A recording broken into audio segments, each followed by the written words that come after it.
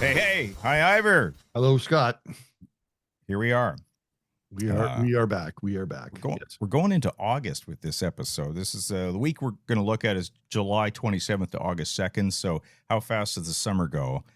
As Goes- always, as a kid, remember how long the summers used to be as a kid? I remember sitting on the curb with all my buddies, and you're like, "What are we going to do today? What are we going to do today?" Right? Well, And now, now it goes by. It goes by in a blink of an eye. Now, I mean, I remember, I used to get my brother and I used to get shipped off to my cousins up in London, Ontario, and we would be first thing in the morning. My aunt would, pack some lunches, you get our yeah, towels, and we'd be packed off to the local swimming pool for the entire day. That's it. right. Like, see you for dinner Yep. time, right? And so that was one day, and then the other day was like, we're playing baseball today, all day we'd be out in a park playing baseball. So we had things to do back then, and I remember that I guess it was grade 9 was about the only year in high school that I didn't have to write exams. So I was off from June the 7th right until till Right. Labor Day, which was pretty Yes. great. And of course, we get into August, you're going, there's usually going to be a family trip to the CNE. There's always going to be, we Right. always had family trips to the CNE in the early, when I was like, 10 years and up.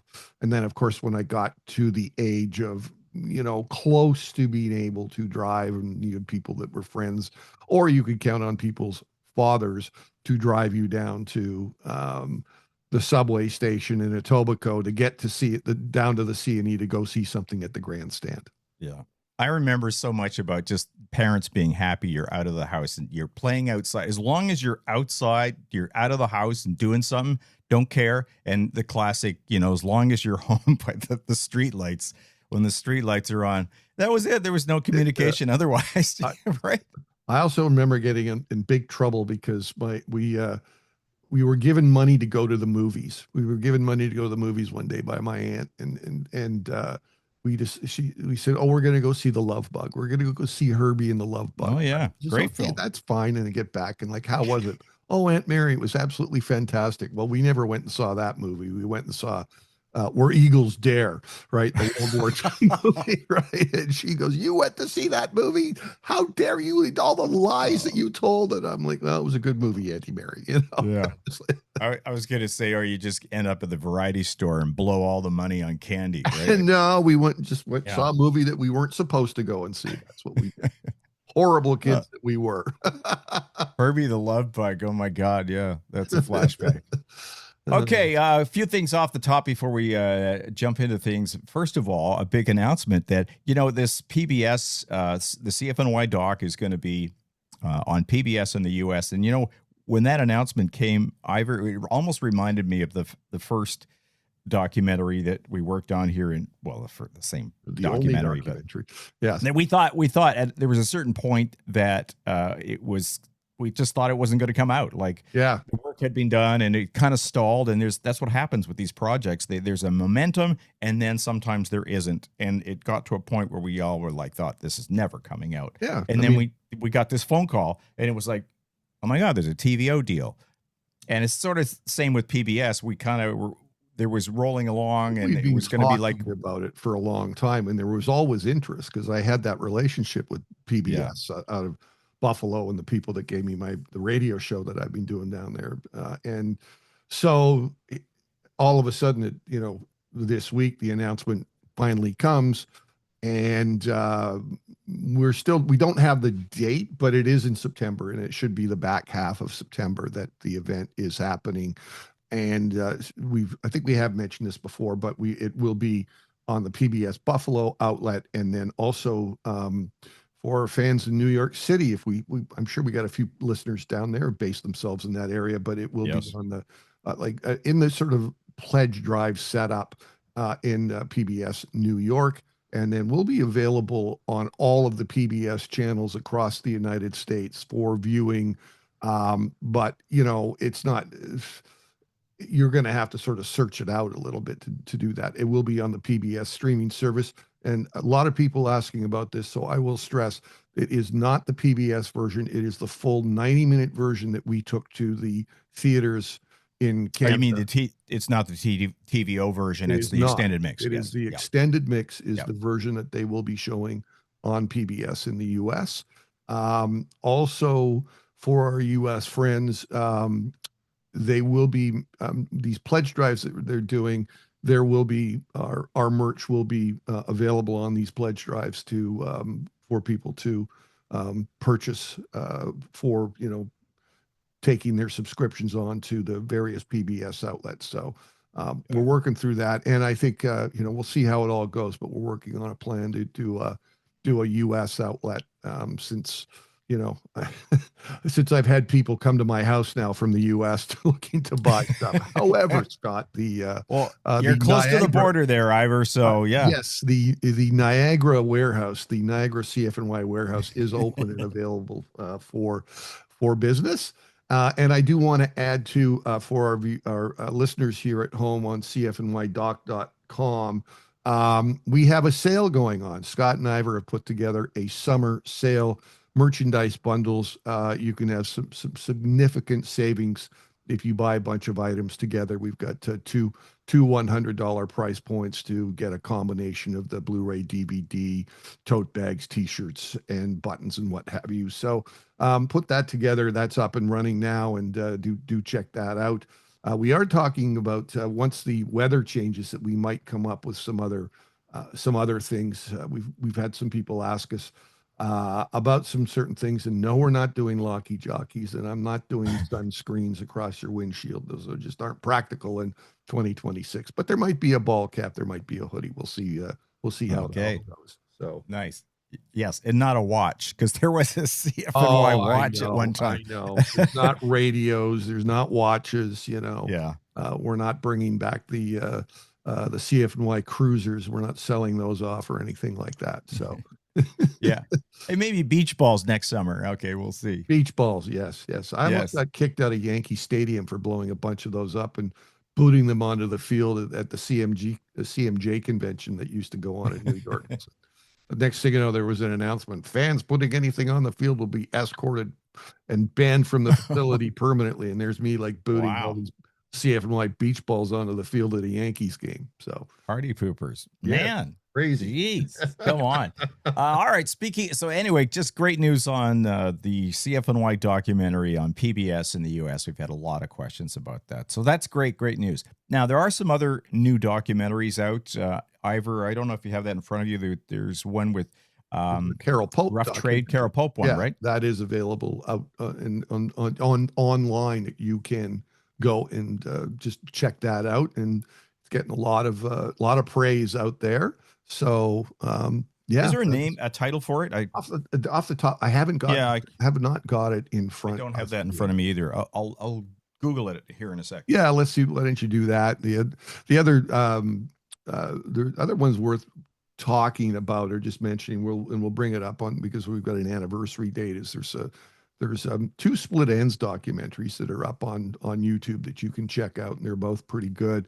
And also just, I know that some of the people that watch us and listen to us have sons and daughters who are into K-pop, and there is a Lisa Manoban from Blackpink documentary that is going to premiere at TIFF, and she'll be in town for that. So she was the person who also, if you watch the opening of the World Cup, opened the World Cup on the music stage and had a song called "Goals, Goals, Goals." So there's something for you for TIFF as more things roll out on the lineup of music documentaries. But that is the first one that sort of got a lot of attention. Yep. And the Carol Pope doc is called Anti-Diva: The Carol Pope Confessions, which is great. I love it. Very good. So we'll look for that. Also, do you want to mention a couple of concert announcements? Also, do that first, and then we'll talk about a couple of corrections. The big one is in your hometown, and Scott, you want to talk about that. There's a big event coming up at the Legion that I know you want to jump on. So I'll let you talk about that, and I've got two others to announce. So yeah, I don't know the date, but we in this small town of Paris, Ontario, there's a website called, or a Facebook page called Ask Paris, and everybody's on there because it's local gossip of what's going on in town, and people post things of what's happening. But anyway, there's like a 80s video dance party, and I'm looking, oh, okay, that's cool. And then looking at where it is, it's at the Legion. You know, So Ira and I were laughing because we thought, okay, it's reached that point now that 80s dance parties have moved into legions. Darren Waslick was not wrong when I did that first one down at ground control. And he goes, the afternoon one, and he goes, so you're basically hosting, because I had that reverse price point, to get in, where, it used to be like, oh, if you're like a underage, you get in free or whatever. And, back in the day, right? All ages, right? But I had it reversed and said, well, if you're over 65, you get in for free. And Darren goes, so basically you're hosting a seniors dance. And I'm like, you're not, he's not wrong, right? He wasn't wrong on that one. So, Well, you think of that term seniors, right? Because we don't we don't think of ourselves as seniors, right? But we remember when you're a kid, you're talking about their summer as kids and doing these things through the summer that lasted forever. And you think of, it was your grandparents that were in their 60s, like of course, really, really old people. Oh, grandpa, grandma. I saw an AI thing in the last couple of days, and it's like, because it's the 50th anniversary of like ground zero of punk in 1977 coming up, and it's like, pushing some, punk t-shirt from back in the day. This is going to take you right back to 1977, and it's, and it's got some AI guy on there, and it's like, supposedly in that age group, but realistically for AI, they make you look like you're in your 40s. And I like, first of all, fuck you. Nobody looks like that. And secondly, nobody would wear that shitty looking shirt, even though you think you're punk rock.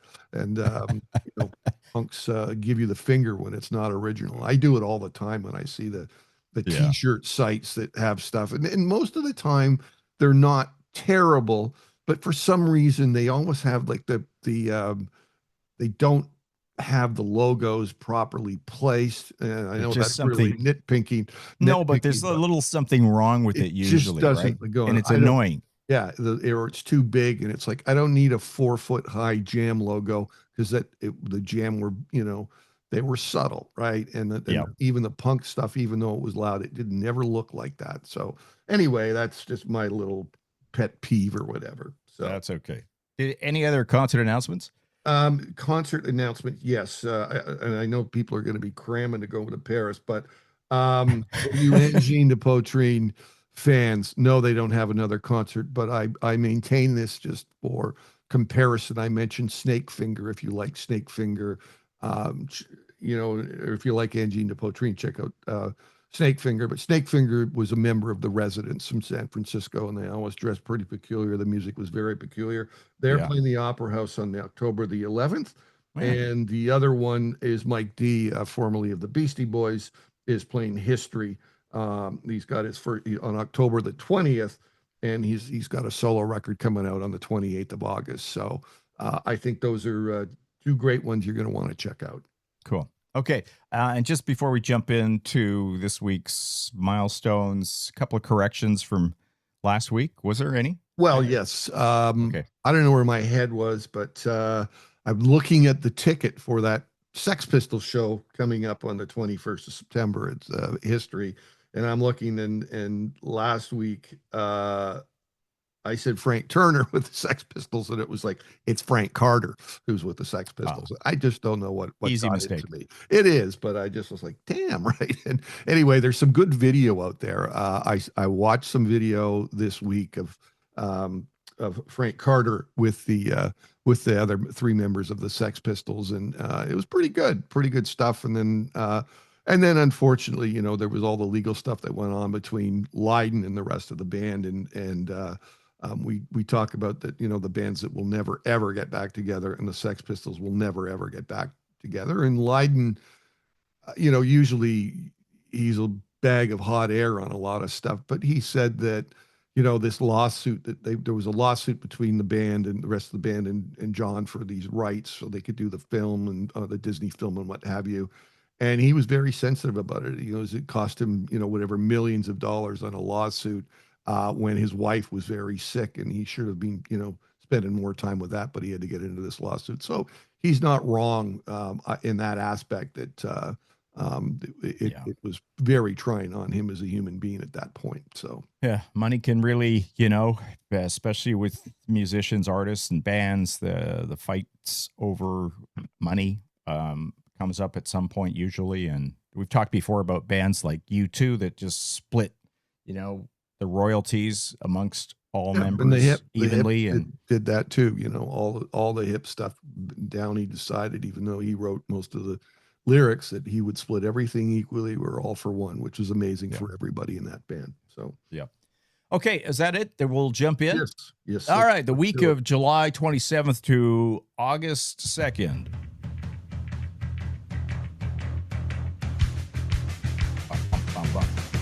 Woo! All right. Now we're going to roll the 60s and 70s together. We don't jump back as far as the 60s too often, but if it's something really iconic, we do.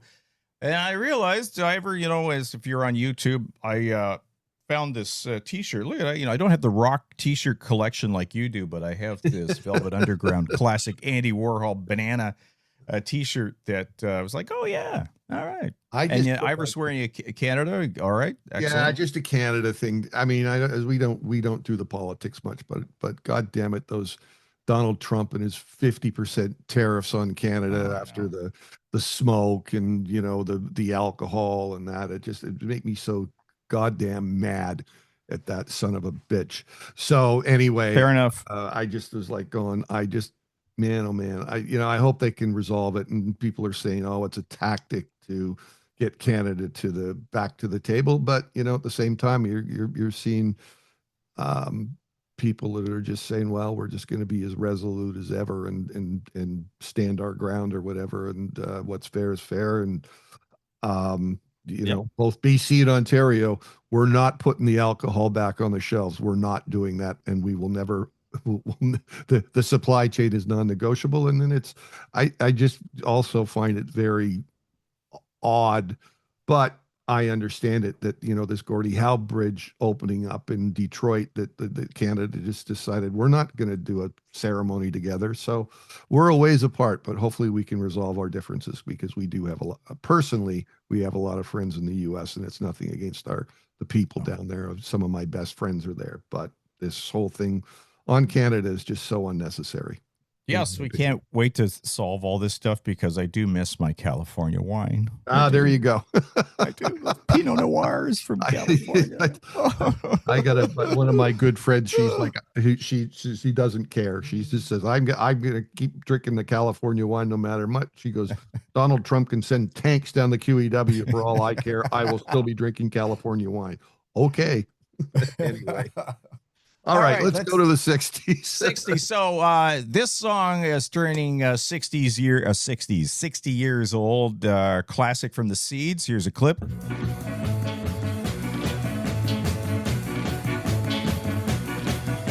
You're pushing too hard, or pushing on me.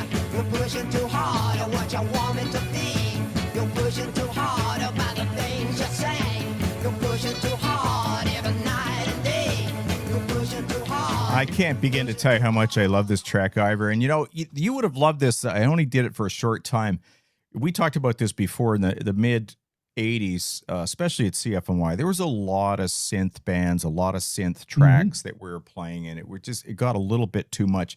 So one of the nights I put together, which was called Swoon, and it was no synth. So it was a DJ night at Good for you. At Twilight Zone. Good. And didn't last for a long time. But can you play The Cure? Can you play it was like it was a Tuesday night or something. But you're right, because after a while you realize you can't play any Depeche Mode, New Order, etc. So it was a lot of Smiths and The Cure, and I dug into some stuff like this track, from the 60s, some garage stuff that I played as well too. But a lot of these songs are 2 minutes long, and you realize you're playing about 30, 40 songs in an hour. You gotta move when you're in a DJ setup like that. I also remember at some of the high schools that we went with the road show, and like sometimes you just never knew what you were going to get, right? Like you show some high schools, and especially where I remember at one point, like some of the ones that were kind of like where there was a hotbed of Asian communities, and all the Asian guys, the young guys at the time, they all loved house music. They were dying for house music, right? And we get to the high school and they're like, play some house. And we're like, we don't have any house. We're not like, we started carrying some after that, but these guys were losing their mind. So I hear what you're saying on the swoon thing, and I also think on this, on the CFNY thing, it just, at some point, it just goes like, oh, for God's sakes. And there's too many Lindrums and too much synth. So anyway, there was. I love too many doom, doom, doom, doom, doom, doom, doom, doom drums for a while, right? Yeah. Yeah. I mean, the thing is with this Seeds track, that 72, there was a compilation that came out that Lenny Kaye did, and it was called The Nuggets. It was Jack Holzman and Lenny Kaye did this Nuggets compilation. It was like 27 songs or whatever, and it was all from the garage era, and the Seeds were on that album, and I got that album. It would actually ended up being a delete, so I could get it for pretty cheap, but like everything on that record is on this. It was a double album. It's absolutely amazing, and now it's kind of looked at as the Nuggets collections are looked at as kind of like that's what kind of set punk off, because it was all these sort of guitar bands from the late 60s, mid to late 60s, and there were so many amazing things. And then Rhino, in I think it was like the mid 90s, they expanded those original Nuggets box sets. So it went from the 27 songs to like 98 songs. And then they issued 2 or 3 volumes of it. I think it was like three volumes at least of the Nuggets box sets. I have them all. I love them all. And I went back and listened. Oh yeah. So there's this Nuggets 2, 60s garage rock from the British Empire, Europe and South America, Children of the Nuggets. That was all 80s psychedelic revival bands, San Francisco Nuggets, obviously stuff from that area, and Los Angeles Nuggets, all sort of LA stuff. So to me, I like the Children of the Nuggets. That's great. Yeah. I mean, that's just like, these are that's 80s. really kind of, you're right. That's the kind of punk. Ground zero for punk was that garage rock, right? Yeah. Yeah. So anyway, they're to me, they are just a must for, like, for anybody who's music collectors, the Nuggets box sets. And obviously you can now just go on the streaming services, go and listen to a bunch of that stuff. But, I go back and listen to that original first Nuggets record that Lenny Kaye and Jack Holzman put together, and I love every single song on there. There's no duds. There's no filler on these things. And what a great way for this garage music to live on, including the Seeds, Pushing Too Hard. Nice. Yeah. And just for the sticklers, Pushing Too Hard was originally out in 65, but didn't really go anywhere. It was re-released in 66, where it had more of a life. Yeah, and I think I can't remember one of those Vietnam movies, and I can't remember which one, whether it was, I think it was, I think you're right. Yeah. And I can't remember it either, but I remember hearing that somewhere in it. Yeah. Yeah. Definitely. It might be in a few films. It may have, yeah. I think it was probably in Apocalypse Now, and, a couple of other ones too, but definitely one of the sort of defining songs of the 60s psychedelic era. So. Agreed. Yeah, the Seeds, Pushing Too Hard. Okay, and just one more from the 60s, also July 66, so 60 years ago was the release of the single All Tomorrow's Parties from the Velvet Underground, and thus the t-shirt this week. Well done. Yes. I had one of those shirts, but I lost it. Yeah, it's one of those classics that's always around, the Andy Warhol banana. Well, this is also, a few years back, and old music farts like myself and a few others you'd get upset because you'd see young people wearing it as a fashion statement, and I'm like, how many Velvet Underground songs do you know, right? Yes. And they'd be like, same with one. If you'd see a 13-year-old wearing a Ramones t-shirt, it's like, name me your top 10 Ramones songs. I like them all. Or Joy Division, Unknown Pleasures. Oh, right? There's another right. One. And they have no idea what they're wearing. No clue. So true. Anyway, All Tomorrow's Parties, written by Lou Reed. And if you're doing the playlist this week, Ivor, you got to put the Japan version on there too. I just love that Japan version. We can do that. Didn't Roxy Music do it too? Nick Cave did it. Bauhaus did it. Susie's done it. Buffalo Tom. Brian Ferry's done it. Simple Right. Minds have done it. Jeff Buckley did it. Iron and Wow. Wine. There's a few examples of people who have done it. Now, the other thing about this one, when it originally came out as released as a single, it was 2 minutes and 55 seconds. On the Velvet Underground album, it's 6 minutes. So, and that is the Velvet Underground and Nico album. It came out in 68. So, all right. Let's move into the 70s now. We're going to go to 1976. So 50 years ago, the release of Detroit Rock City from Kiss, which when it originally came out had Beth on the B-side. Interesting story there, because I don't think they ever thought, being a hard rock band, that this ballad is going to be something you want to put up front. But I think a lot of those radio stations started playing the B-side, and it caught on, right? Like your classic situation of when the DJ still had freedom to play, play the music, right? Because of course, as Geets would say, he goes, "It's boss radio. It's what the boss says to play," right? Which they used to call that, right? Boss radio. Yeah. And so that's what happened. Is a bunch of DJs is like flipped it over. Somebody, flipped it over to see what was on the other side and going, "Wait a minute, that song is really good." Thus it became a massive hit. Not that Detroit Rock City was also, a very big part of the Kiss live set, but yes, I think because it was a Peter Criss song, and Kiss weren't necessarily playing that song live, and then they had to sort of go in and figure it out for concert configuration with the strings and things in there, and how are we going to do it? And I guess for Kiss, I mean, Peter sang on a few other songs, but that was the only time ever that he came out from behind the drum kit and sat on a stool to sing that song, right? So, and I guess for Kiss, they look back on that, and the other one, Kiss song, that's their other biggest song, which was right out of their wheelhouse, was "I Was Made for Loving You," because it was a disco beat song, right? Yep. And so yes, their two biggest songs are things that are sort of outside the regular Kiss wheelhouse, but Gene and Paul, they love making money, so so everything was okay. Okay, the band that brought you their Kiss coffins, right? So so Beth, they re-released Beth as an A-side later on, but anyway, that's the first version of that, Detroit Rock City, and Beth on the B-side. Anyway, another one that came out the week we're looking at, July 27th to August 2nd, was a huge Canadian record, Love It or Hate It. From New York to LA, Patsy Gallant came out, and you couldn't go far without hearing that on the radio. It was play. Of course, disco was just starting to just light up, and I don't know, she wasn't really a disco artist per se, but she was sort of labeled a disco artist, right? It kind of fit there. And for all the disco songs, and there's many of them that I despised back then, I have a total respect for them now. I go back on them now and going, you know what? Like, it was, people were just too hard on disco. I know it was just, it kind of was so massive, and then it just completely flopped, or just, the whole thing collapsed. But I mean, I look back on it and go, you know what? There was some amazing music that came out of that era, and it influenced many people for generations to come.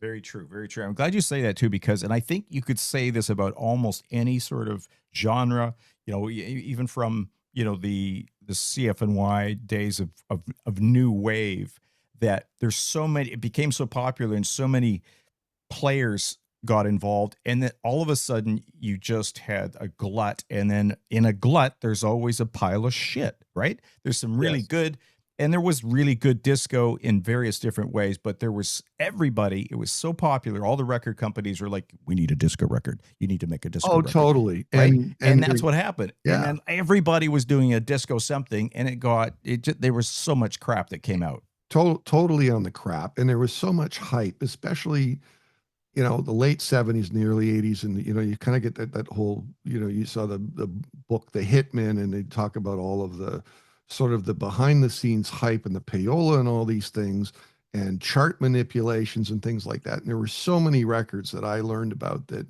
over the years that were awful records that became chart hits that had no business becoming chart hits.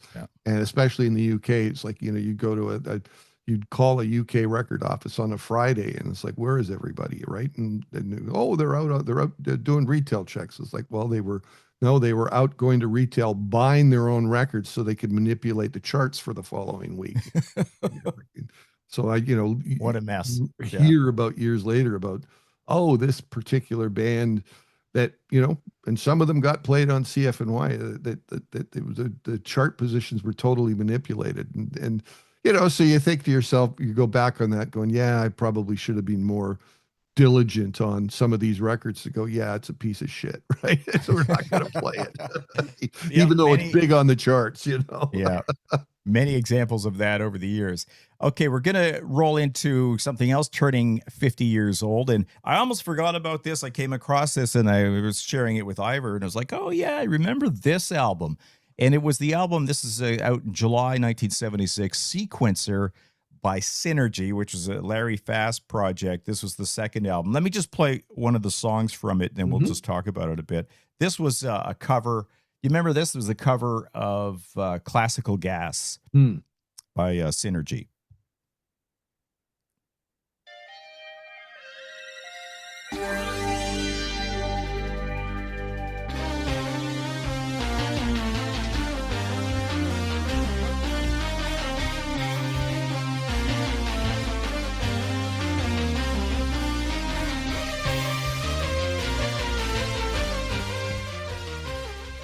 So, and this totally reminds me, there was a time I was going through a lot of this, when this came out, and I think, Tangerine Dream, I bought a couple of Tangerine Dream albums, and these are calling, all 100% synth records, basically, with a few exceptions, right? And this was one of them, the whole Synergy. I don't know how many albums of Synergy he put out. This Sequencer was like the second one, I think. Yeah, that was the second one. I mean, but he had also, Larry Fast, interestingly enough, he was in New Jersey. That's originally he was from, and Rick Wakeman came in. He was doing like a college radio show or something, and Rick Wakeman came in, and then he goes, look, I build synthesizers. I know how to do a bunch of this stuff. And Wakeman took him up on it and invited him over to the UK to work on the Tales from Topographic Oceans album. So he was sort of like a technical consultant on that. And right. He had also worked with the band Nectar and done a lot of stuff with them, both in their, in the 70s when they were doing their stuff in Germany, and then on subsequent reunions and things. But I suppose the big one was really that he got noticed by Bob Ezrin, and Ezrin invited him to come and participate in helping Peter Gabriel. And he'd, been with Peter Gabriel for decades after that. And so like all of those early Peter, I think he went out on tour with him too, right? He went out on tour. He actually, like, if you're on Salisbury Hill, he provided the Moog textures for Salisbury Hill as one example. But he was with the Gabriel camp for many, many years. So I mean, I look at those sort of like Synergy records and things, and those are other ones that you kind of go, you don't listen to them very much, and they were kind of interesting, at the time, and they're still interesting today, but they haven't stood the test of time very well, in my opinion. Agreed. But again, if you look back, if you're going to the historical thing, you're going to look back on the 70s, and those records were, they had a place. I wouldn't say they were super popular, but they definitely had a decent audience. And I remember we used to get a lot of great reaction whenever we played Tangerine Dream stuff on CFNY, more so on later stuff, but people were into it. Yeah. And I think, listening to Chum FM back then when it was progressive rock before I discovered CFNY, that's where I heard the Tangerine Dream, and that's where I heard stuff like this. And I think, you mentioned it too about, disco, is that I think when you think of electronic music today, you go back to the disco music, a lot of, that's where a lot of ideas were hatched, but also even further. And we talk about Kraftwerk as a sort of ground zero for electronic music, but so was Synergy and Tangerine Dream. We're talking the mid 70s here. And these guys were laying the groundwork, right? Yeah. And then, don't forget about the krautrock stuff too, right? Like besides the whole thing with Kraftwerk, like the Noy and Connie Plank and Can and Those guys Yep. were like total electronic pioneers that influenced an avalanche of bands, including the whole new romantic movement. All of them goes back to like Kraftwerk and Krautrock and the influences that had because they were all ahead of their time over there. And then of course you get Bowie going off to Berlin to make records too, right? So it was a pretty Yep. big thing at the time. Yeah. Also, too, Kate Bush was another artist that Larry Fast worked with on one of Yeah. her albums, I think, and Mhm. and stuff. So very cool stuff. Okay. Next up, going to the early 70s. And I wanted to play a clip from this one because this song most people would remember hearing a UB40 version of. Yeah. UB40 did a whole bunch of covers on the Labor of Love collections.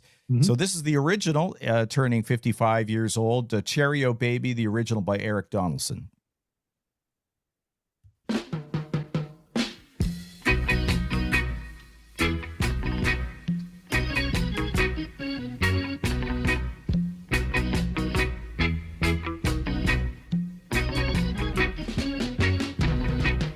Oh, cherry, oh, baby, don't you know I'm in need of thee? If you don't believe it's true, what have you left for me to do? Yeah, could listen to that all day. Love that. Yeah, Love that version, the original. It's a little slower than the UB40 version, and Yes. the Stones recorded it too. That's on their Black and Blue record. Oh, right. Yes, I forgot. Yes. So Yes. yeah, a few cover Anyway. versions out there. Yeah, I just think to UB40, obviously cover versions in them, and the big beeps that became such a big part of their repertoire. But it just UB40. I love the earlier stuff, but the later stuff, it just when too many covers for me. Yeah, that's right. I think there was a point where it's like, okay, enough of the covers, guys. Yeah. All right. Yeah. All right. Let's go to the 80s.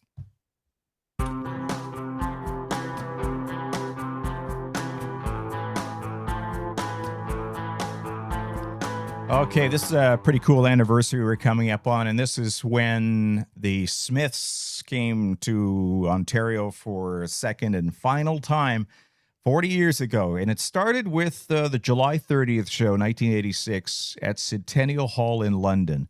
Now, did they do some rehearsing there too, Yes, Ivor? they were there for Okay. 2 weeks. So they rehearsed at Centennial Hall for 2 weeks, and you kind of think about going, okay, secondary market, London, Ontario, probably not, looking for a place to play. So they did hole up in Centennial Hall, and the show was And this is did the Garys not bring them?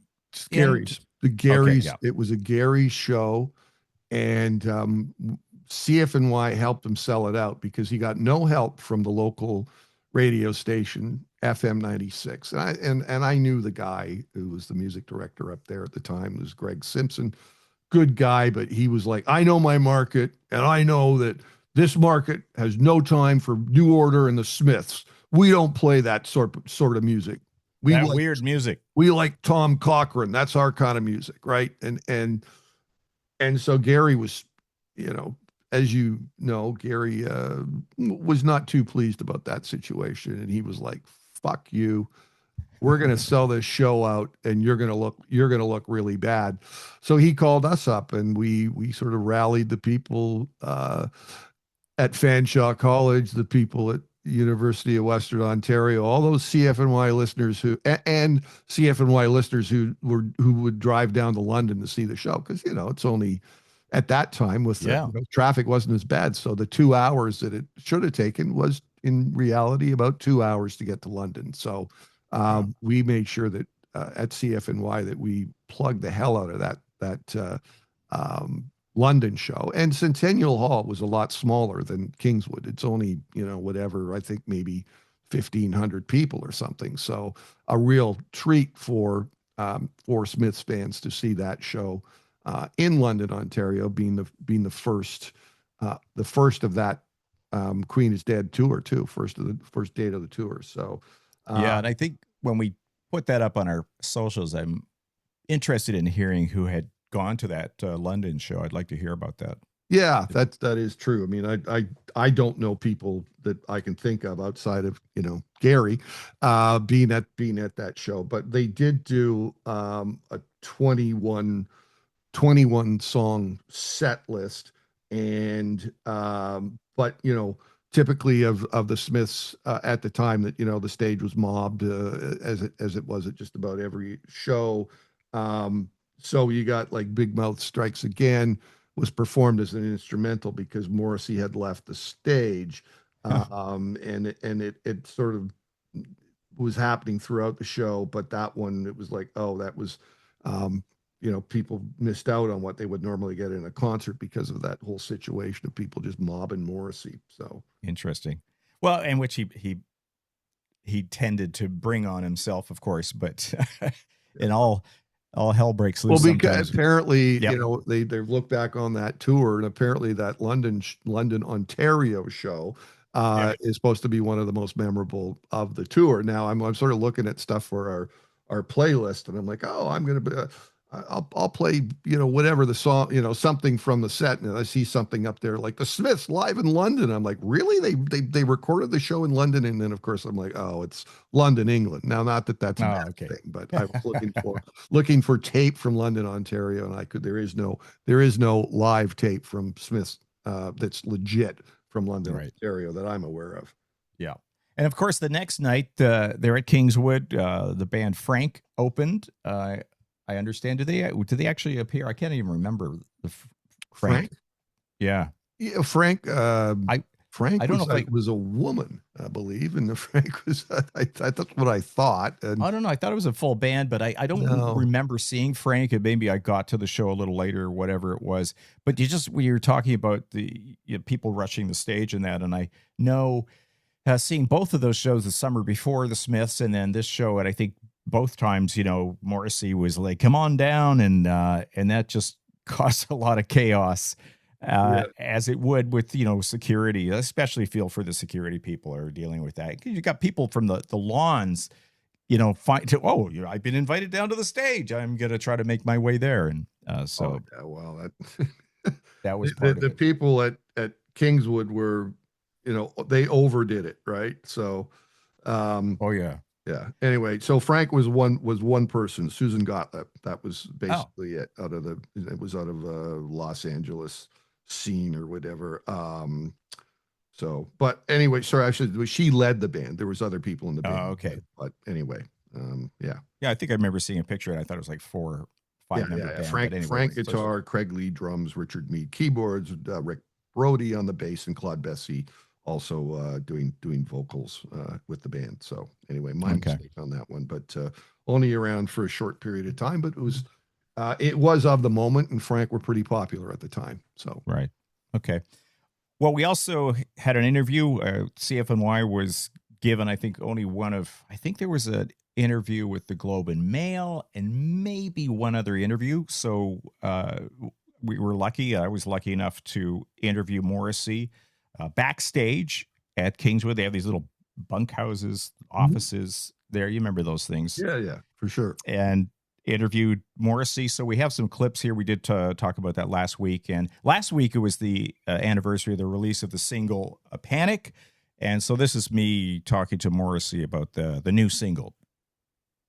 So I wanted to first ask you about Panic, the new single, and why is that released so soon after The Queen is Dead, I wondered? Well, The Queen is Dead was finished in November of last year, so The Queen is Dead really is quite old. But we had some political entanglements with the record company in England, and we had to wait for 6 months before it was released.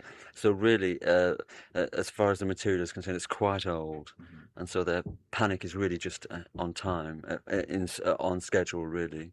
So what do you think can be done? You're talking about daytime radio, are you then? Yes, well, yes, obviously it's a sore point because certainly in England the Smiths have had 10 consecutive chart hits, and yet we still cannot get onto daytime radio A-list, which is very confusing, and it's an absolute political slice of fascism, really, to gag the Smiths.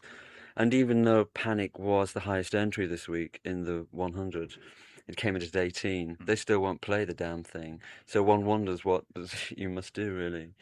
So, so I feel it's a fight for the Smith. It's a fight. I think that they find it a little bit too realistic, quite obviously, but the battle continues. And it was ridiculous that they only got played in the evening and not daytime. And I could see that pissing me off.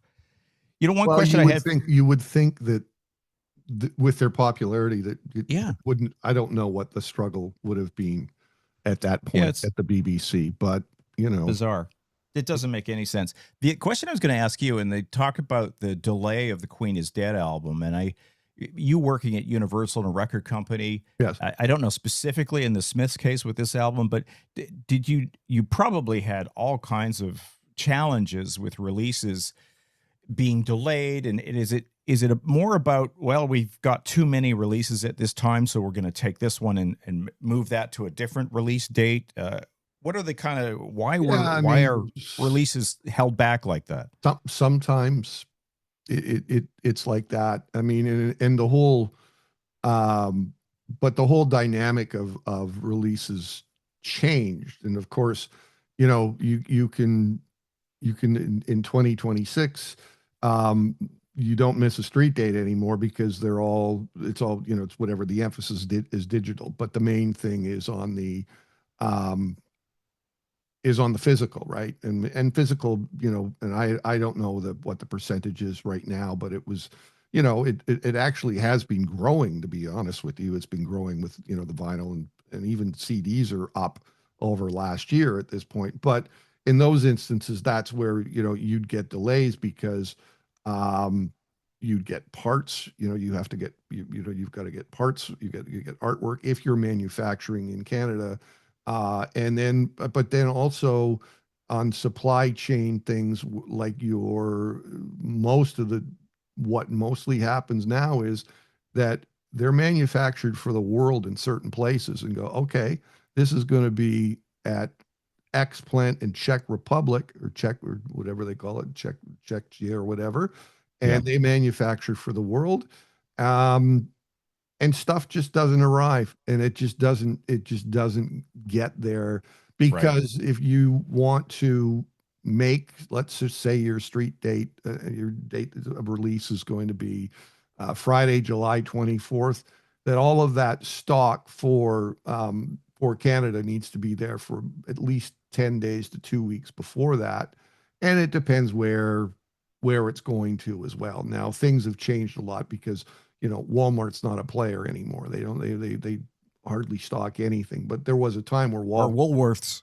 yeah, Woolworths, but they were big players, and they had, you know, they had very stringent demands, as has Amazon too, to get into their system. And so you would just find that, like, it's not going to be at Walmart. You know, it will not be at Walmart on the day of release. And in a lot of instances for Canada, it's like, well, we'll make sure it gets there. But, you know, it's like they're talking about Toronto. So you'd get it, you know, because of all the labels based here, it would be out in Toronto that week. But, you know, if you're living in, you know, Alberta or BC, chances are you're not going to see it for a week, you know, unless you had some like super big release, like, you know, and to your point also on some releases, being set aside for other releases. If you are Taylor Swift and or if you're a sort of a label mate of Taylor Swift, God help you if your record's supposed to come out the same time as you, because it ain't going to happen, because especially for vinyl, that all of the production goes to Taylor Swift. And also it's not helped by the fact that you see, like in a Taylor Swift and a Rolling Stones as recent examples, multi variations on those records. Like, okay, that's going to be a special blue splatter, and then we're going to do a special one for Walmart, and we're going to do a special one for Target in America, and then a special one for indie stores. Bang, bang, bang! It all adds up. Yeah. So all the pressing plants just get totally gummed up, and everybody else's records get put to the side. Right. And that's there's just not enough production facilities to facilitate those things, and it's kind of exacerbated it because, back in the day when things were simpler, it's like, well, we've got black vinyl and we've got a CD and a cassette. And now it's like, here's Yeah. 30 versions that are coming out on these major, major artists. So Yeah.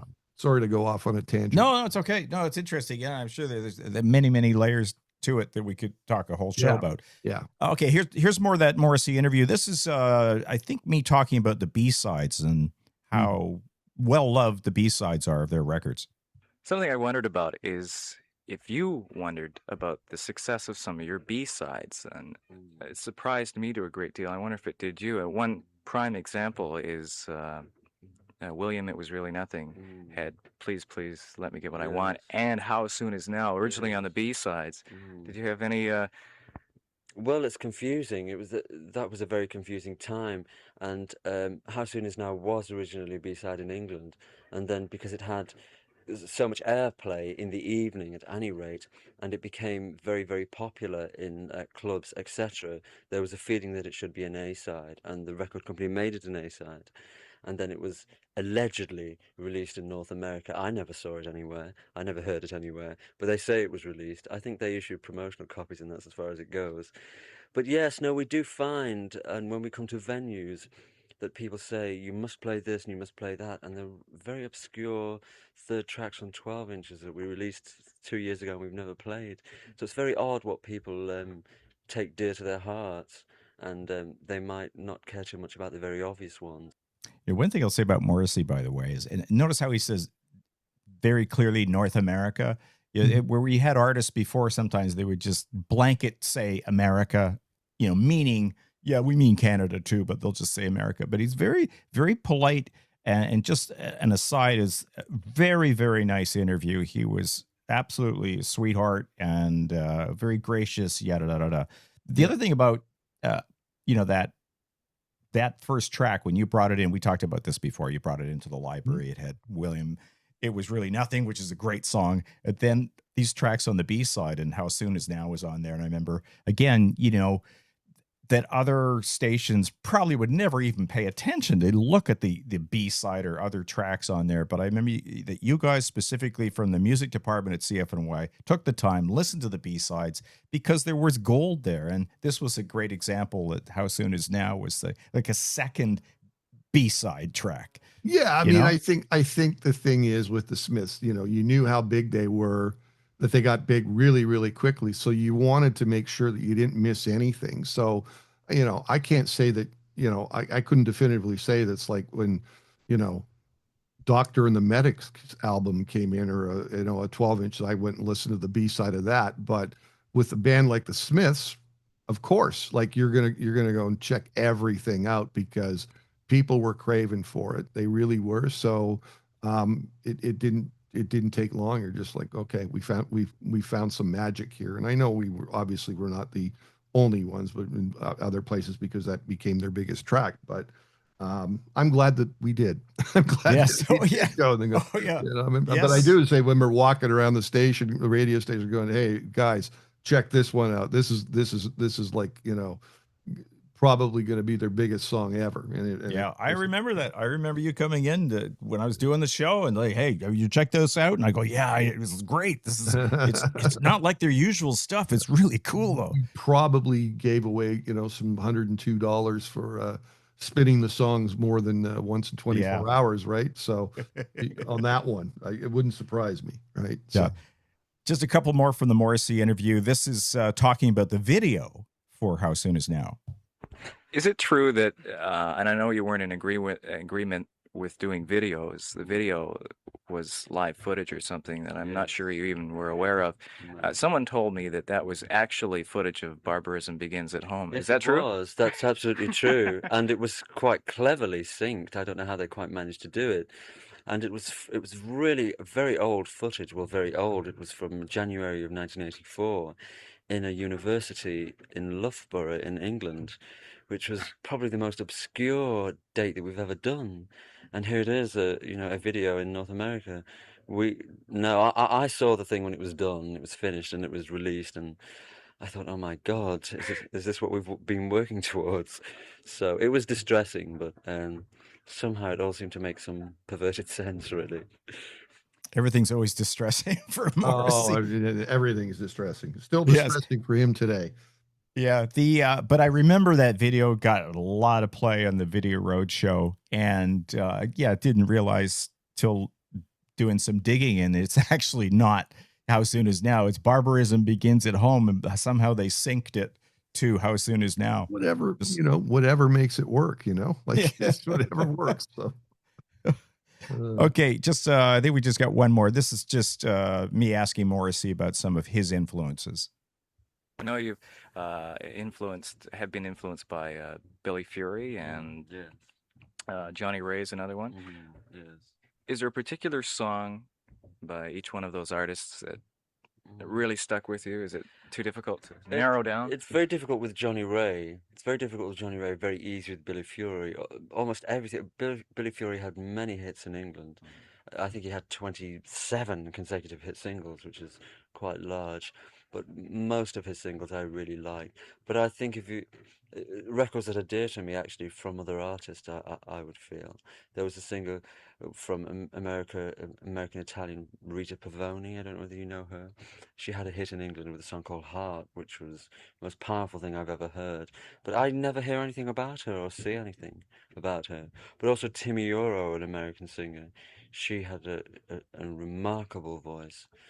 But yes, Billy Fury, very, very great artist. What about in the last 5 to 10 years? Anyone that's really, Not really. inspired you? Apart from a very obscure group from Manchester who didn't really gain any national attention whatsoever, called Ludus, who were on an independent record label called New Hormones, which may not have stretched this far as a guess, but they made many records which I think were really vital and really stirring, and nobody bought them, which was a great shock, especially to me. So I just listening to that back again, I actually listened to some Rita Pavone and Timmy Euro and this Manchester band Ludus. So I have clips of all of them. I don't know if we have enough time, Ivor, but I can play a clip or two if you want. I think we should move on because we still got I'm Yes, looking at my a lot of notes stuff. and we're not even we're barely scratching the surface. But we'll put that stuff on the playlist. Plus, Put it on play. Yes, the Rita Pavone is called Heart, and there's a track by Timmy Euro called "What's the Matter, Baby." But let me just quickly play this Manchester band he was talking about. This is called Ludus. This is called Escape Artist. It's from the album called The Seduction.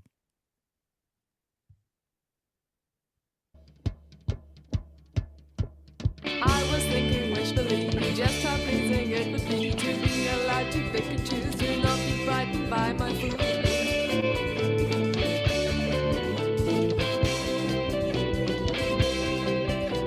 I was thinking wishfully just how pleasing it would be to walk at midnight unafraid, to open my door and be safe. So that's a Ludus. They reminded me somewhere between the Modettes, the Slits, and Martha and the Muffins. Yeah, I mean, there was this other bit that I only recently discovered in the last 2 years, and I always get the pronunciation wrong. I think it's the Sidleys. But they to me were the female Smiths, and they had a song called my Wet Wednesday or whatever. Like it's all about it's like Morrissey talking about like, spending warm summer days indoors, and this is like, rainy summer days or whatever. And I'm like, oh, okay, whatever. Very much like the Smiths. So I did also want to mention too, before we move on too, just that there was a third show in Ottawa that the band played on the 2nd of August at the the Congress Center in Ottawa. And they didn't have anybody invading the stage on that night, but they changed the set list that night, and it was shorter. And we did not get How Soon Is Now in Ottawa. They did a 17-song set up there. But I think it's worth noting because it's just, I don't think, you and I talk about London. We always talk about Toronto, but people don't talk about the Smiths in Ottawa, which also happened. And I'm sure there were fans from Toronto that went up there for that too. Mm-hmm. Oh, just one more on just those artists that influenced Morrissey when he was growing up, and the Rita Pavone and the Timmy Euro both had hits in the 60s. So interestingly, Morrissey and Susie of Susie and the Banshees did a cover in 1994. And you maybe throw that on the list. Yeah. The one thing I went and saw Morrissey, this is probably about 8 or 9 years ago, when he did it Meridian Center. And, I always like to get there, these shows a little bit early, because I like to hear what's being played pre-show. And he played this amazing band from Italy called Guida. And they were probably the most authentic glam rock band that did songs that sounded like they were right out of 1974.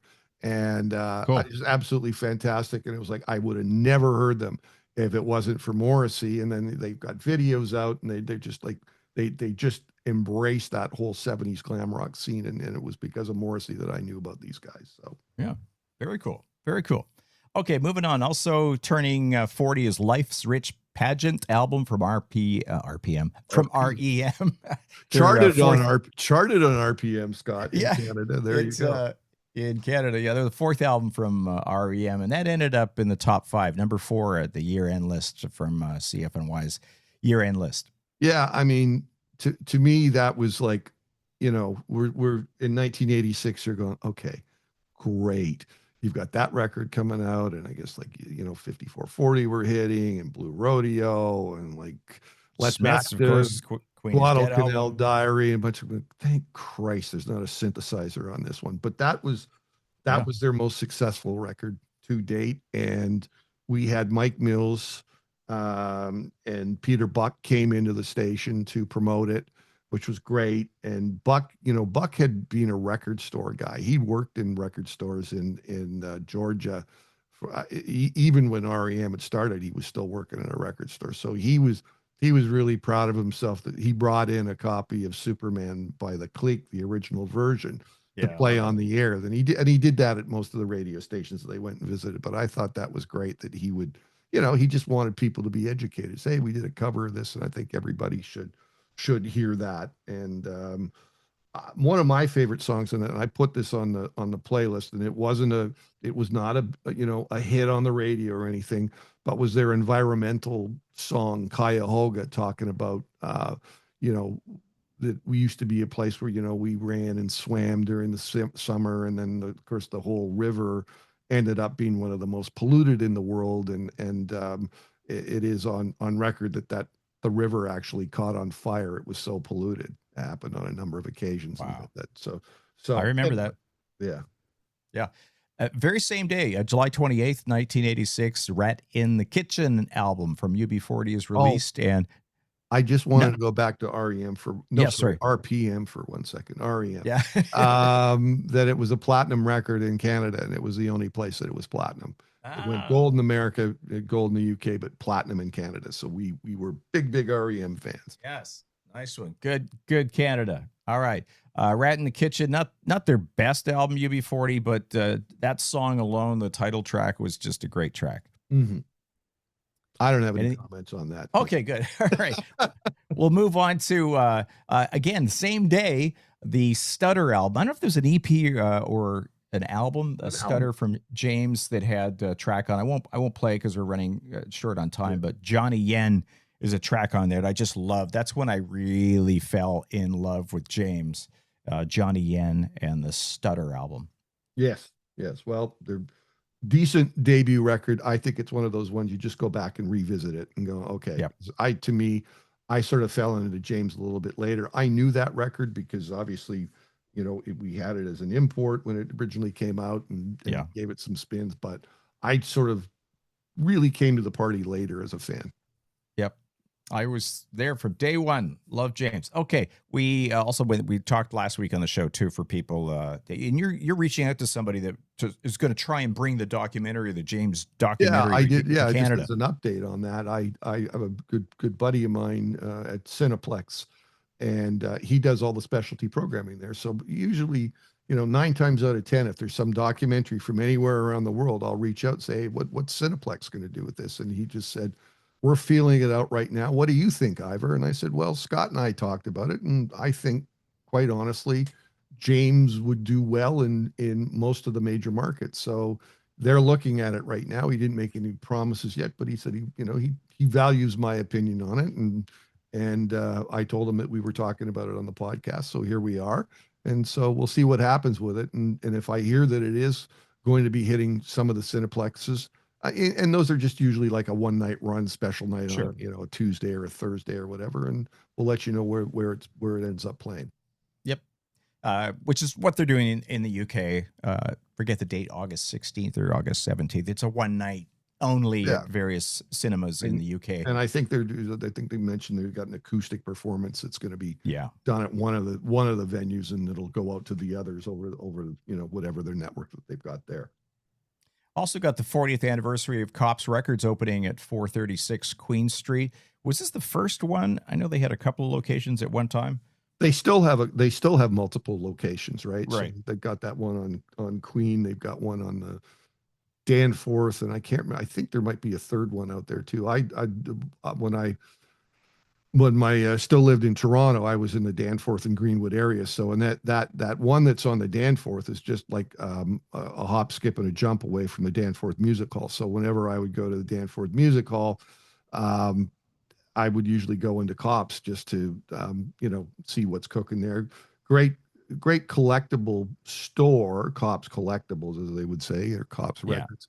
The best to me, and it still rings true. And I know there's not a lot of collectors in this world, but they are the best store for 45s, hands down, in the city. But especially for 45s from like the 50s, 60s, 70s, and to a certain extent the 80s. They're and they move their stock between stores. So if it's not at one store, it might be at the other one, and they can get it for you. But whenever I was looking for, some classic 45s, I would go to Cops, and if they didn't have it at that store, they'd usually be able to find it. Now they do have a great selection of other, new stock and used stock in these stores too, and some great collectibles. Some of it's a little bit pricey, but depends what you're after, and you'll pay the price. Speaking of, has Ivor bought anything recently? What's anything this week? Did I get anything this week? All I got this week was a notification that my Water Boys, they've done a second reissue, or it's not even a reissue, a second release of Fisherman Blues, because they did an expanded version that came out a couple of years back. And then Mike Scott went into wherever they were storing all these master tapes, and had discovered that there were 80 boxes of tapes that were all unmarked, and they were just, there was nothing on it to signify what it was. And here it is, all these amazing songs that never made it onto Fisherman's Blues. So anyway, I've ordered that. It was released on digital services this past week, but I have not got my physical copy yet. So triple record that's come out with a cover of Princess Dove's Cry on there by Waterboys, quite different. So okay. So if you Waterboys fans, Mike Scott's been, I think he's been amazing at curating the Waterboys catalog, and all of those reissues have been just absolutely top notch. I always make sure that I order one whenever they come out. So right.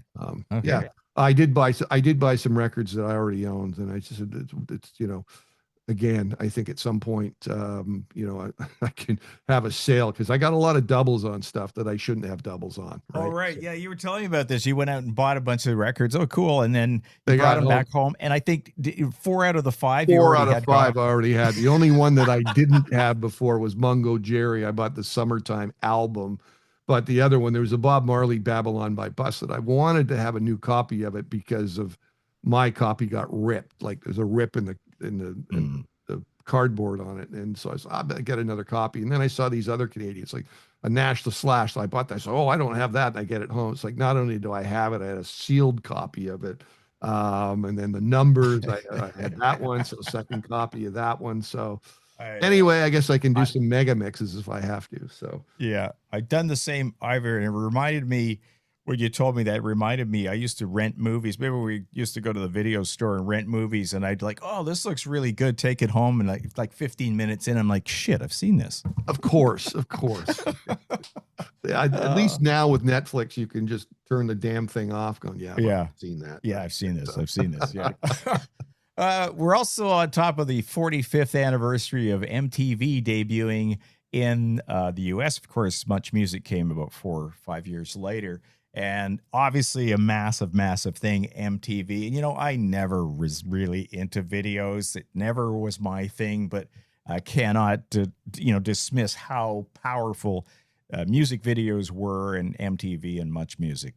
Yeah, it was obviously a big deal when that happened. Now, I think it's everybody knows that yes, the first song that they played on MTV was, Video Killed the Radio Star, and it was also the last song that they played when they actually closed it down last December. I don't even know where it was available at this point, and for some reason, I think the MTV Video Awards still exist or whatever, or maybe they don't now. Maybe it's gone away. But just for fun, Not Scott, sure. I have a list of the first 10 videos that were played on MTV. Let me see if I can guess. So you said Video Killed the Radio Star, right? Yeah. Oh, first videos. Oh, 1981. Oh, I No, I was don't know. Go ahead. surprised. I was surprised because I thought that MTV were supposed to be sort of like, that's when, all of sort of like the Duran Durans and Bow Yeah. Wow Wow and whatever flock of haircuts or whatever all ended up getting tons of airplay. But here's the first 10 videos played Okay. on MTV. The Buggles, of course, Pat Benatar, You Better Run, Rod Stewart, She Won't Dance with Me, The Who, You Better You Bet, PhD, who I don't even know who that is, Little No. Susie's on the Up, Cliff Richard, We Don't Talk Anymore, The Pretenders, Brass in Pocket, Todd Rundgren. Pretenders. Yeah, Okay. so there's one. Todd Rundgren, Time Heals, your favorites, REO Speedwagon, Take It on the Run, and Styx, Rockin' the Paradise. So I'm like, That's a pretty terrible list, It's except for the awful. Pretenders. awful crap in the first top Oh. 10 that was played on MTV. And it obviously, I would have expected more. And then when I looked it up, it's like, do you want to know when these songs were repeated on that first day on MTV? I'm like, absolutely not, because I don't need to hear about repeats. So Yeah. Oh my. Yeah. Okay. Look at the early 80s here, 45 years ago, July 22nd, 1981, Split Ends and Tom Petty at Maple Leaf Gardens. Split Ends were scheduled to do the concert hall, and I don't know what happened, whether it was ticket sales or something, but they ended up canceling their tour and then opening for Tom Petty. Right. Short 7-song set that night. But they're a pretty cool band, and what I found out, Scott, in the last week that I did not know this before, that Split Ends, ENZ, and the NZ stands for New Zealand, and I'm like, oh, and because originally they were called Split Ends, ENDS, and somebody said, well, we got to do something for New Zealand. Anyway, there's 2 documentaries out there. There's one that's up on, you can just Google it, or it's on, you can see it on YouTube right now. Called Spellbound. It came out in 1993, but it really is it was narrated by the late Sam Neill, and it's pretty good. Goes into the sort of whole history, and they had a lot of struggles because they were a pretty weird looking band, and you think Canadians struggle by being poor. These guys were dirt poor. And then there's a new full-length documentary out there called Years Go By. I'm not sure where you can see that, but it is a brand new documentary that is out there now. So supposedly a lot of great archival footage, and of course, as we all know, that band eventually members transitioned into Crowded House, which has had a great history in this country. Yes, for sure.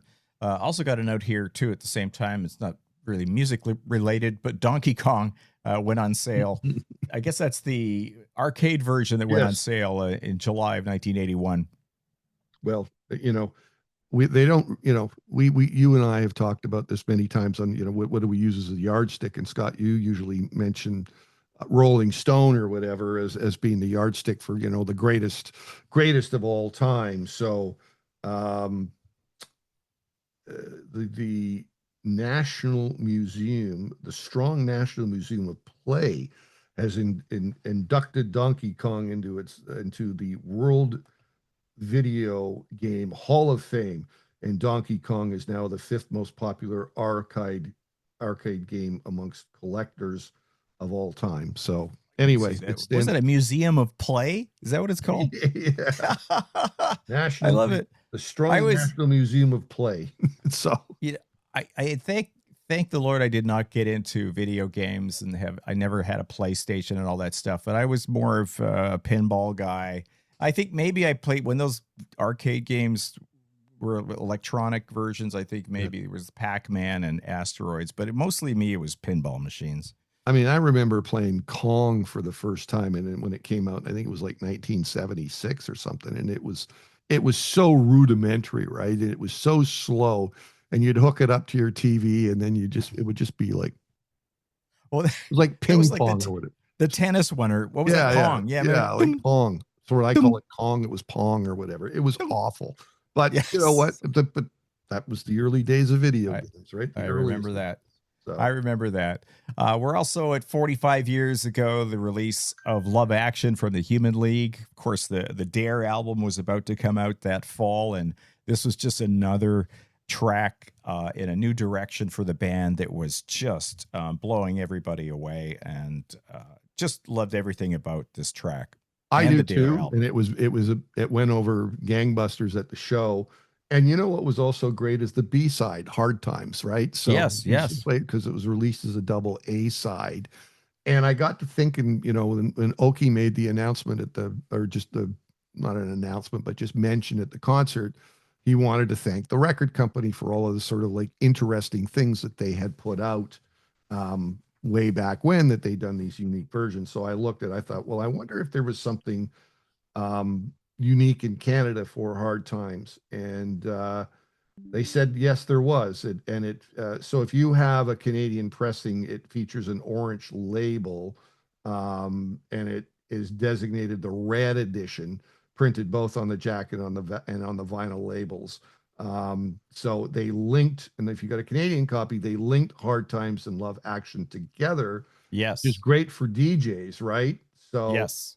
and so anyway, sort of as a continuous medley, and then on the B side had instrumental remix of both versions. So that's great for DJs. And here's something that I've thought about now is like, okay, I was the import music director at the radio station, and I go through my collection now, and I don't have many of those Canadian versions in my collection. Mm-hmm. I have multiple versions of UK imports, but I do not have Canadian versions. I went and looked on that, and another one we're talking about, Simple Minds, that was also a special edition that came out, and I don't have either one. I have UK copies, but not Canadian ones. So Well, you're excused, Ivor, because you used to go down to the record peddler warehouse, as I did sometimes, and you walk into that place, and it's like import heaven. oh yes, And of course you it can't was. help yourself.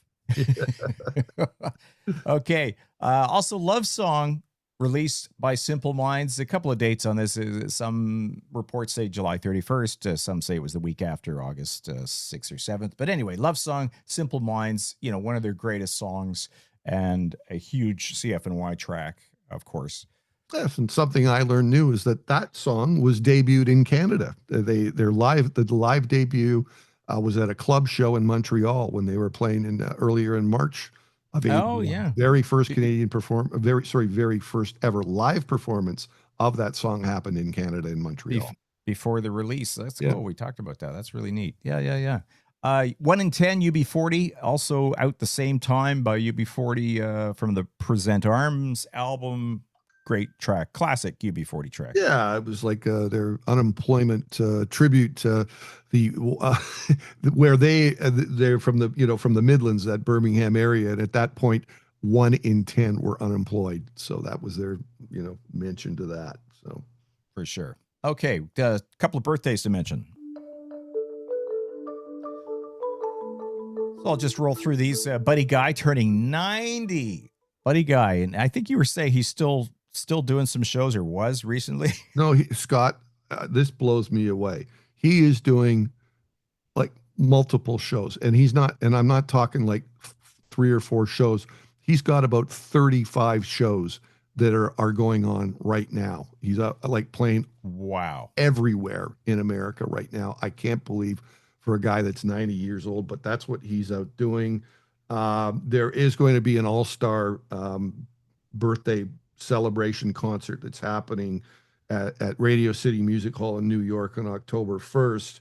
And a bunch of, major musicians are going to be there to help celebrate that 90th birthday, including Eric Clapton, John Mayer, Susan Tedeschi, and Derek Trucks and John Batiste are all going to be on that bill. So, I mean, amazing for him at age 90 to go out and do what he's doing. There's nothing in Canada, unfortunately, but you want to see Buddy Guy.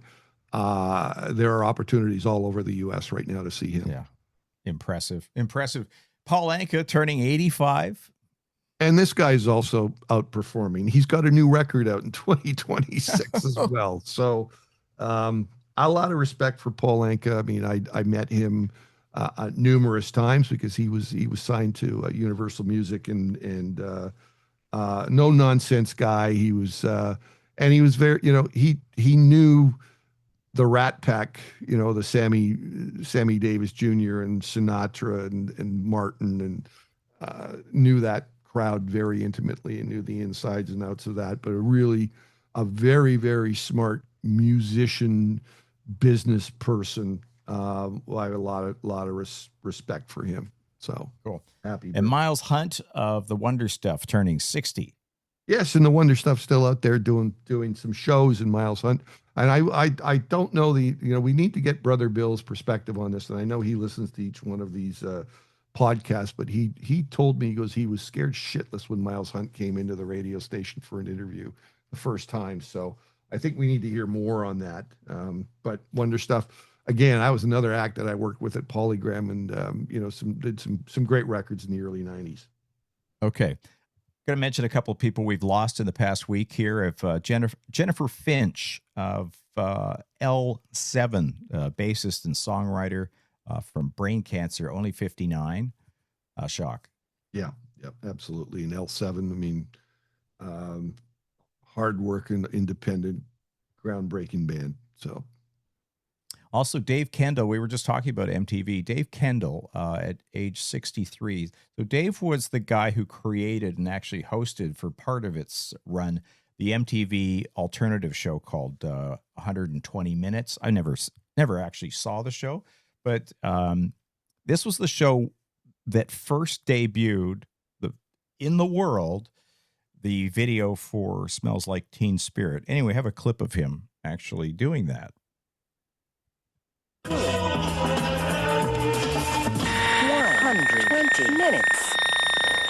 Dave Conjunctivitis King Kendall with you for the second 60 of 120 minutes. More conversation with The Farm is on the way, along with a 120 X-ray on My Life with a Thrill Kill Cult, and videos from Titanic Love Affair, Billy Bragg, This Picture, Candyland, American Music Club, The Cult, and lots more.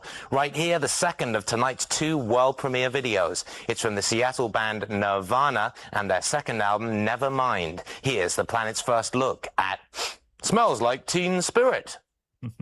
So we're actually coming up on that anniversary, I think, this September. Yes, I think. Yeah. Anyway, yeah. Did you ever see that show at all? MTV's 120 Minutes or 120 Minutes, whatever they called it. But I mean, again, like everybody else in Canada, we didn't have access to MTV. So, right. If I went across the border and had the opportunity, maybe in a hotel room or something like that, and occasionally we would get things sent to the labels. They would send us, they'll send us videotapes of some of these shows or whatever, if an artist, but it would just be a clip of an artist that was on 120 minutes or that we would get. So, well, and similar to that list of the first videos played on MTV, it took them a long while before they started playing more cool stuff. They didn't, this 120 Minutes show didn't start till like 1988. Right. Many years later. And then they had the Unplugged show that was, highly influential as well. And, a lot of those, those Nirvana MTV Unplugged was a huge, huge record. And then, Kiss, made a comeback by doing an MTV Unplugged. And, you could really, when those records came out, they were, must-haves for a lot of people. Yep. And Ira and I want to acknowledge, it'll be 5 years, July 31st, that we lost James Scott of CFNY. And here's just a little clip. This is him in an interview from November 1987, just to remember that great voice that James Scott had.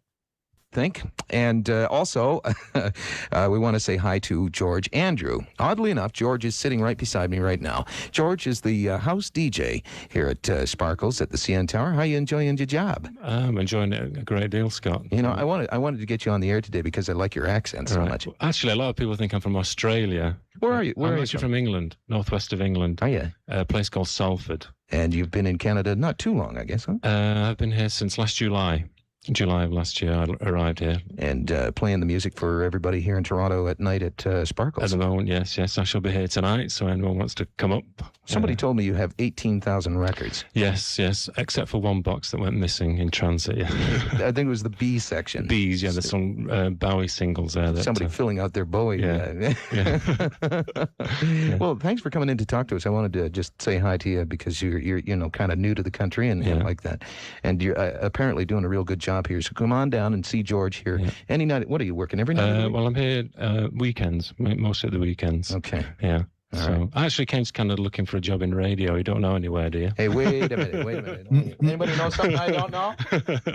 Send us a tape. All right, we'll do. Okay. Thanks, George. Okay. We're coming up on 9 minutes now before 5 o'clock, and I guess with the weather the way it is, traffic's going to be a little slow in the city. Anyway, thanks to George Andrew for supplying that. George sent it to you. Yeah. Oh, that's great. Yeah, cool guy. And George, I obviously know George too. Yeah, I do know him. So yeah, remember the days that we had not only the CN Tower Sparkles, but we had our Techniques Showcase studio up there, and so we all did a turn doing a show in that. And one thing about James and his voice, I would alongside David Morrison, and the great voice of Don Burns, James Scott had probably one of the great rich announcer voices of that era, and one of the best voices on CFNY. He was very well liked, and he mixed his music well, and he went on a limb on a lot of music too, right? Because you hear some oddities on James. You're like anything from jazz to metal, in amongst all the other things that we would play. Yeah. So missing. It's been 5 years. James, we miss you. Think about you all the time. There's an example. Okay, the 90s. We finally get to the 90s. A lot to talk about here. Okay.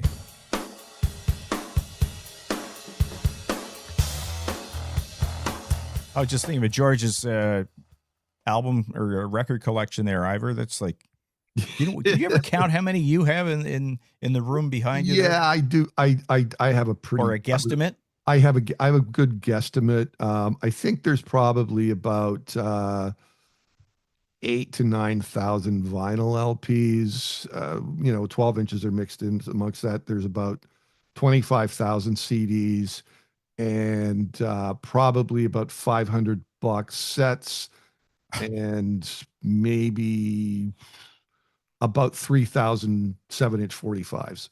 That's what and my digital music collection right now is at 103,000 songs in the digital collection too. So and of this past week, a couple of more duplicates. Yes, and some duplicates. Now there are some duplicates. I think the song that I did, and I'd have to go back to this, but at one point I looked at what song do I have the most duplicates of in my digital collection, and I think I've got about 35 versions of Run to the Hills by Iron Maiden or whatever, right? But who knows now, right? You get some of those big box sets, these King Crimson box sets, like with 27 live concerts in there, which every one of them has, 21st century Schizoid Man in there. So that sort of Iron Maiden benchmark is probably being surpassed in a number of areas. So. All right, we're running a little long here, so we'll quickly go through the 90s here. We've got off the top from 30 years ago, the Republica debut album. The only song I remember is "Ready to Go." That's I mean, I went and looked at some of the stats, and "Ready to Go" is about 5 times more than any other song that they had. I mean, realistically, you look at one-hit wonders from the 90s, and Republica is one of them. Really, people remember "Ready to Go." There was one other song that did okay, but that's about it. Yep. 30 years ago this week, Sublime and the debut album from Sublime. And honestly, I did not know anything about Sublime, so I listened to a few tracks off the album. And actually, there was a couple of What I Got and Doing Time, I guess 2 of the singles. I actually thought pretty good. No, I mean, listen, that it was a huge record, like a multi-platinum record, and it's kind of like that, kind of like, smoking dope, sunshine, good time reggae music, or just pop crossover with a little bit of punk here and there, and a little bit of rap in it. And I think, it's a great sunshine record, made for America more than anything else, but they were very popular here too. So Yeah. Critically acclaimed album. I think it's on a lot of best of 90s lists. oh, that for one. sure, for sure. Yeah.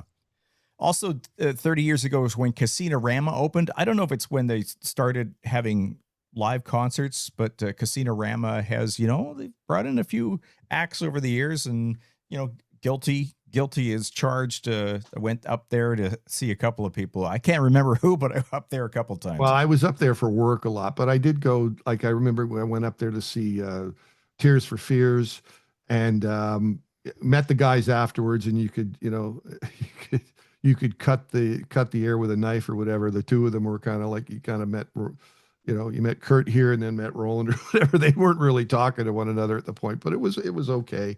I saw Kiss up there, which was great because wow, that was an underplay as far as Kiss were concerned. They obviously play much bigger venues. And then, I go to place for like Ringo Starr and the All-Star, his All-Star band, he plays the casinos all the time.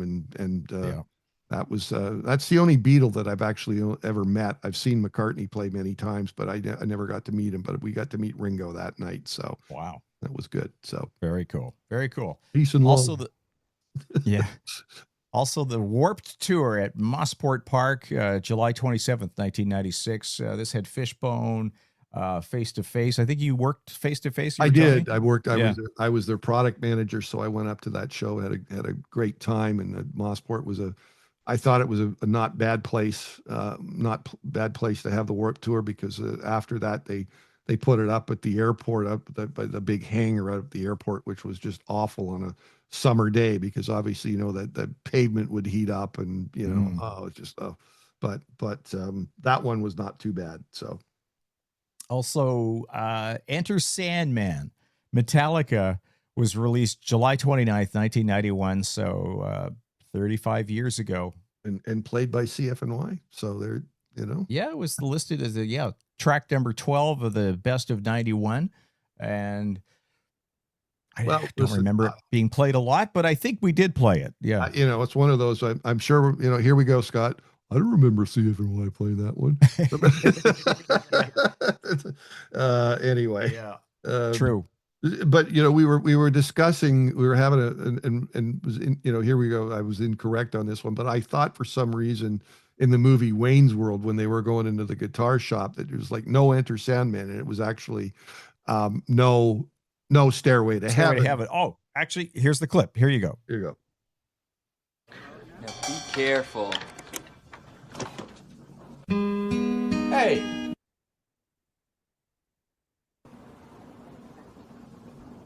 No stairway. Denied. It's him just pointing at the sign. But yeah, that would work on a couple of songs. That one. Well, here's the list. Here's the definitive guitar shop list that I know of right now. The ones you are not allowed to play, and Scott, we're guilty because we played it opening the show last week, but that was for weather considerations. Oh, can I guess one? Yes. How many's on there, by the way? I got six. Okay, because for me, growing up in the 70s, if I went into a guitar shop, it would be Smoke on the Water. That was the first one right at the top. So is it right? So here's the songs you're denied on and playing in the guitar stores. Smoke on the Water, Seven Nation Army. I could see that one. Sweet Child of Mine. Smells Like Teen Spirit. Yes. This one puzzles me because I don't really hear the guitar on it. It was Wonderwall. And then the other one, Crazy Train. And I can see Crazy Train, Yes. So I would say that out of the six that I've listed along with Enter Sandman, or the 7 songs, I would say that, and Stairway to Heaven, I would say that the only one, Wonderwall, doesn't really fit because I wouldn't. Yeah, no, it's not like a riff per se, is it? No, exactly. So there you go. Interesting. Okay. Let's move along to Tragically Hip. This is 3 nights at the Forum in August. This was August 2nd, 3rd, and 4th. What's interesting, what's significant about those Tragically Hip shows is that it was just like everything was culminating at the same time. I think the people were discovering the band. They are being just rumors going around or word of mouth about how great they are live, and everything's just clicking. And then 3 nights at the Forum is quite an achievement for a Canadian act. And so good times for Tragically Hip. And the other thing, the Hip, they were always very cognizant of not making people pay crazy prices for concert tickets. They always kept their shows reasonable, even right up until the last tour. Generally, they might, I don't even think they were over maybe $120 or something like that. And certainly back in 91, they would have been, probably a $20-$25 ticket at the time. So yeah, with the Ontario Place deal, I don't know what it was, the exact price at the time, but it was a bargain. Now, current day. So right now, if we're looking back, we usually don't talk too much stuff about 10 years, but right now it is 10 years. This past week on the 22nd of July that the Man Machine Poem final tour happened in 2016. And so what the Hip are doing is, and I think I've mentioned this on the program previously, but there's a live album that's coming out on the 20th of August, triple live album taken from that entire tour. Their A&R man, Bruce Dickinson, who was the guy who signed them, who's now retired, but he still consults the Hip. He listened to 700 songs recorded on that tour to make this record. And what they've been doing is every day that is an anniversary from that tour, they are releasing a track from this forthcoming live album. So I think the next one will be on the when do we put this? At the 26th. There should be something new coming, or if not, there'll be the 28th, which would be the anniversary of the show. There was 2 shows in Edmonton. So that's what the Hip are up to. That's cool. This triple live record that's coming out. It's also for you audio files that Mark Vreeken has mixed it in Dolby Atmos as well. So I went and had a listen to what's out there. There's 3 or 4 up there right now. I listened to them in Dolby Atmos yesterday. It was great. So that's awesome. Very cool. Okay, just to finish off, I think we're just going to mention this one from the 2000s, the 25th anniversary of the debut album from The Strokes. Is This It? Fantastic record. Played it to death. Really, really, if I think back the early 2000s, that record, I think that one along with one of the Interpol records, I just absolutely played a million times. So, yep, agreed. Great record. Okay, and just Ivor, some concerts, events happening this week for anybody interested. Yeah, J. Cole 26th, 27th, Scotiabank, Wonder Horse at the Phoenix on the 30th. Also at the same the Velt Music Festival is coming up, and that's coming up at Downsview Park. Right. Neo and Akon at RBC Stage on the 1st. Reiterate, we mentioned this last week, Viagra Boys at History on the 2nd of August, worth checking out. Daniel Caesar also at Scotiabank on the 2nd. And then for our friends in Hamilton, the Festival of Friends from July 31st to August 2nd at Gage Park. Feist, Dallas Smith, Blackie, and the Rodeo Kings and Teenage Head will be appearing. They're just doing a short set, but they're part of that one as well. So that's going to be a good one at Festival of Friends. All right. Busy summer. Okay, that is all the time we have for this week. Thank you, Ivor. Is there anything we missed? I think that's it for the most part. Did want to make mention that I am DJing at the Rush Day on August 8th at Henderson Brewery in Toronto, and I've just seen it this morning. A special edit of the CFNY documentary. It's been Rushified for that particular day. So we're specific to Rush on that day. Alan Cross and Liz Janik will be joining me on that day. We will be bringing along the reconstituted Permanent Waves Award that was presented to CFNY by Getty in 1980 to show everybody as well. So, nice. Good. Yes. Finally got that done. Yes. All right. Thanks, everybody. Have yourself a great week, and we'll catch you next week.